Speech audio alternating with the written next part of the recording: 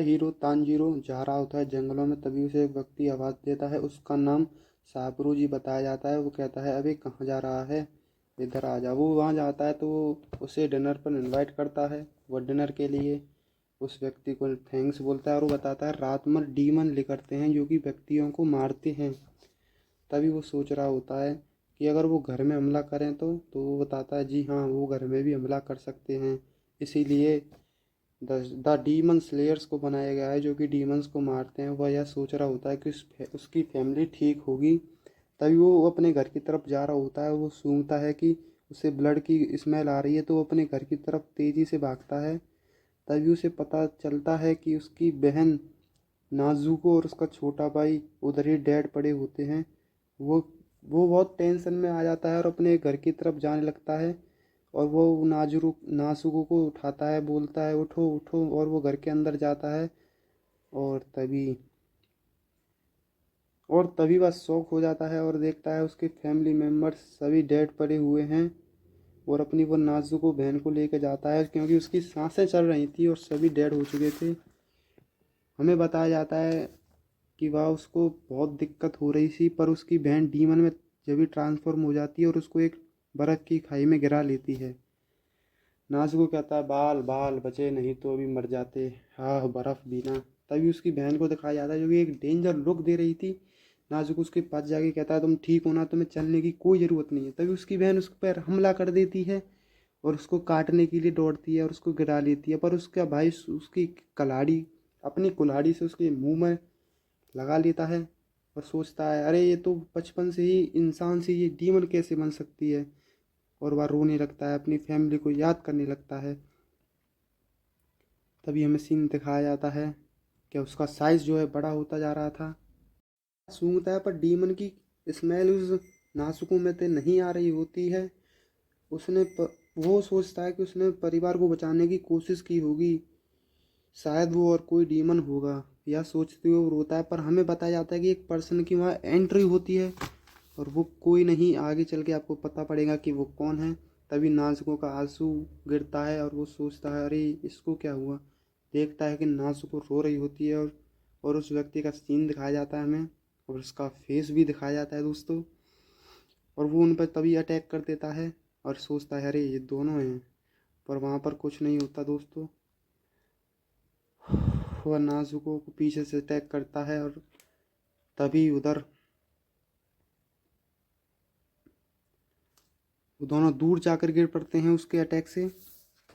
और वो अपना डेंजर लुक दिखाता है ये, और वो और कोई नहीं बल्कि एक डीमन स्लेयर्स का हंटर होता है। वह यह देख के वह चौंक गया होता है और उससे पूछता है अरे तुम्हारे पास कटाना कहाँ से आई।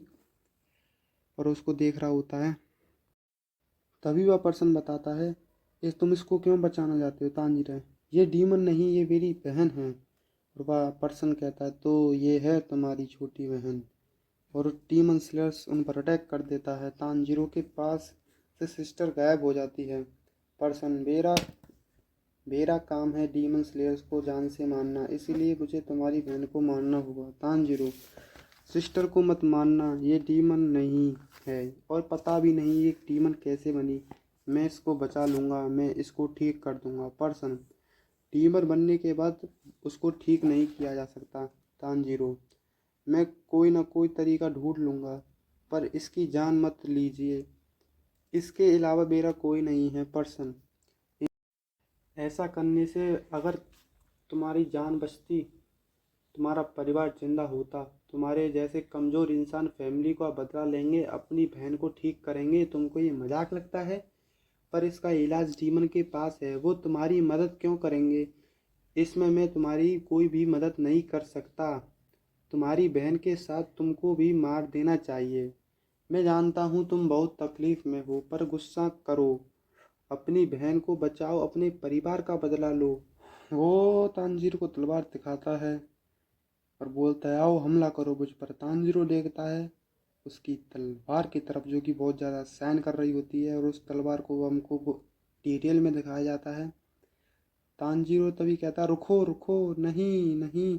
तभी वह उसकी बहन का व्यक्ति उसको मार देता है। तभी उस पर एक हमला होता है जो कि उसको आसानी से डॉच करता है। तानजीरो भाग कर जाता है, एक और पत्थर फेंकता है।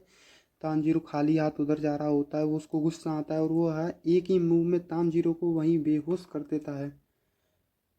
तानजीरो वहीं बेहोश हो जाता है। उसकी बहन देखकर शौक में पड़ जाती है कि ये क्या हुआ।